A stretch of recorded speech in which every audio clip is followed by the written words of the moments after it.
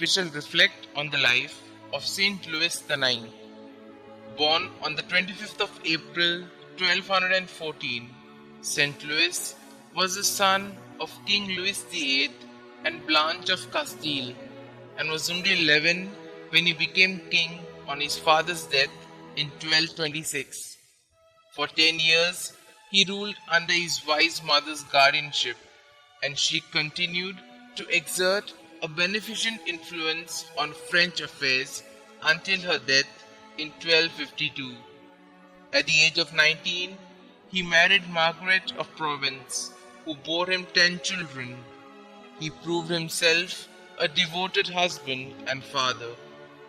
By nature and upbringing deeply religious, Louis never forgot his mother's assertion, "I would rather see you dead at my feet than guilty of one mortal sin." Each day he took time to attend 2 masses, to recite the divine office, and unknown to his subjects, spent long hours in prayer and acts of penance.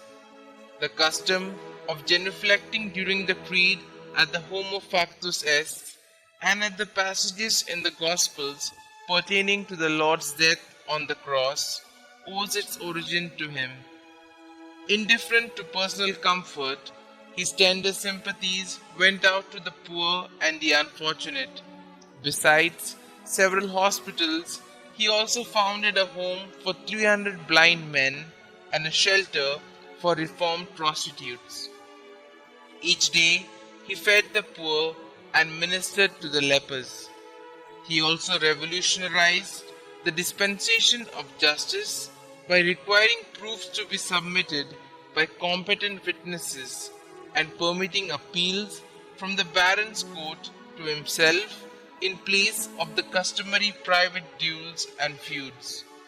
Strongly willed, yet holy, he was a friend of the clergy and particularly of the young Franciscan and Dominican orders, himself becoming a Franciscan tertiary before embarking on the 7th Crusade.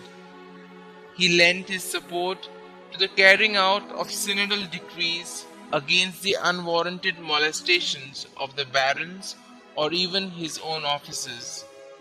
As a true knight with a high sense of Christian morals, he would not permit any obscenity or scandalous language at his court. Probably most famous among the buildings which he caused to be erected are the College of Sorbonne, which became the theological faculty of Paris, and the Saint Chapel, an architectural gem which housed the relics of the True Cross and the Crown of Thorns.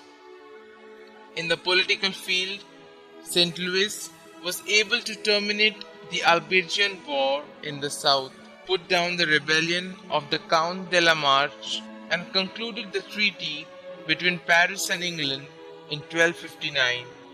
He also acted as arbiter in the dispute between the Pope and the Emperor, but upmost in his mind was the hope of recapturing the holy places in Palestine from the Turks. In 1248, he succeeded in taking Damietta in the 7th Crusade, but himself was taken prisoner and had to be ransomed. 22 years later, when he was on another campaign, he succumbed to a malignant fever brought on by the plagues at Tunis. He was canonized in the year 1297 by Pope Boniface VIII, and St. Louis is revered as the patron of stonemasons, printers, and barbers.